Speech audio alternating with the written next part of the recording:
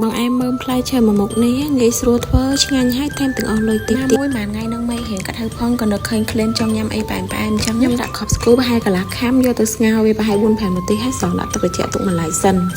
ចំណែកឯមើមត្រាវល្ពៅក្នុងតឡងវិញខ្ញុំហាន់ប៉ុនៗក្របដាក់ខ្ញុំយកតឡងហើយនឹងត្រាវសោះមុន5 នាទីហើយបញ្ចាក់ល្ពៅចូលតាមក្រោយហើយសោះកុំឆ្អិនពេកទេបងប្អូនពួកអីចូលទៅច្បល់មួយម្សៅខ្លាចវាបែកហើយចំពោះម្សៅវិញខ្ញុំប្រើម្សៅឆាបងប្អូនបន្ទាប់ពីច្បល់សពអស់ហើយយើងយកវាទៅសោះម្ដងទៀតជាប្រហែលជា2 នាទីហើយខ្ញុំក៏សងយកមកច្បល់ជាមួយនឹងម្សៅឆាម្ដងទៀតដោយសារថាខ្ញុំរៀងតូចចឹងរៀងពិបាកច្បល់បន្តិចហើយពេលច្បល់ជាមួយម្សៅនោះគឺខ្ញុំថ្នមដៃមែនទែនដោយសារខ្លាចបែក